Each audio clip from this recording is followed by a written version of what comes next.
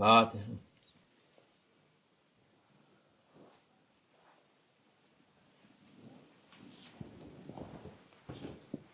Selam.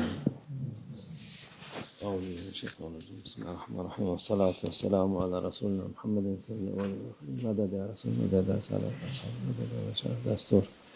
Mevla şallah fazla, şeref, meded. Tarikatuna as-sahba vel hayru fil cemiyye. Bismillahirrahmanirrahim. Kulluna salatu ve nusuki ve mahya ve memati lillahi teala rabbel alemin la şerike lehu ve bidâlikum murtana ve muslimin sadakallahu azim. Bizim hayatımızın gayesi işte bu ayette gösteriyor. Her bütün ayetler gösteriyor ama bu yaşayan hayatımız, ölümümüz Allah rızası içindir. Ona göre yapmak lazım insanın. Dünya için yaratılmamış insan. Allah rızası için Allah onu hem dünyada hem ahirette kulluğunu istiyor insanlardan. İnsanlar, çoğu insan şaşkın, ne için yaratıldım, ne için şey yaptım, bir başarayım, hayatım, kendimi kurtarayım diye şey yapar. Kurtarılacak şey Allah yolunda olmak. Allah'ın istediği gibi yaşamak. Allah'ın istediği nedir? Emrettiği namaz, oruç, zekat, hac, onları yapacaksın. Nasıl yapacaksın? Her gün yapacaksın. Ne zamana kadar? Ölene kadar. Hiç şey yok. Öldükten sonra zaten ahirette namaz yok, oruç yok, hiç zekat yok, bir şey yok. Dünyadaki onları yapacaksın. Bazı şeylerde nasıl olacak? Otomatiğe bağlayacaksın. 5 vakit namaz kılacaksın. Şimdi bazı şeyler fazla insanları dinden kaçırmak için dine yaklaştırıyorum zanneder, nasihat eder. Sen namazını öyle huşu içinde kılacaksın.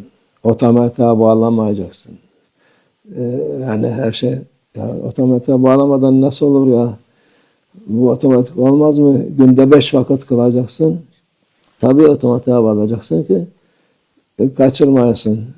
Kaçırınca canın sıkılsın. Huzursuz olasın ki o namazı kılıp da huzuru bulasın. Yoldan, raydan çıkma. Kendini otomatiğe bağla. O 5 vakit namazı her gün kıl. Hayat boyunca kıl. Oruç desen gene aynı şekilde. Yani bazen Hazreti Ali'nin söylediği güzel söz var. Kelimet hak rüda bihel batıl diyor. Hak söz ama batıl isteniyor o sözden. Sen sakın şey yapma. Öğle namazını olmaz. Şeysiz paldır küldür olmaz namaz. 5 vakit öyle şey yapmadan huşu içinde durmadan namaz olmaz. Ya sen bilirsin hesabını verecek Allah Azze ve Celle. Öyle zorluk çıkarma diyor. Kılın diyor. 5 vakitinizi kılın. Akıyım salat ve zekat, oruç da tutun diyor. Söylemiyorlar. Vakitlerini söylüyor ama illa da şey gibi gerekmez. Peygamber Efendimiz sallallahu aleyhi ve sellem onun zamanında diyor sahabelere siz o yapılan %100 yapmasanız sizin namazınız kabul değil. Yani ibadetiniz kabul değil. %100 yani bir eksik olmaz diyordu Peygamber Efendimiz. Ahir zamanda gelecek insanlar %1'ini yapsa onların ibadetleri makbuldur diyor. Şimdi bizim fazla insanları dinden kaçırmak için iyilik yapayım derken ne yaptı, ne dediğini bilmeyen çok insan var. Hoca, hacılar var, bilmem ne var. Camide dururlar. İnsanların nasıl namaz kıldığını seyredip onlara da itiraz ederler. Ondan sonra bir defa, iki defa adam ondan sonra camiye gelmez. Üçüncü defa evde de namaz kılmaz. İyi halt etmiş oluyorlar o vakit. Bunlara şey yaparak. Ya, dediğimiz gibi namaz kıl, Allah kabul eder. Vesvese zaten millette istemediğin kadar vesvese var. Onlar daha da beter oluyor. Allah kabul etsin hepimizi.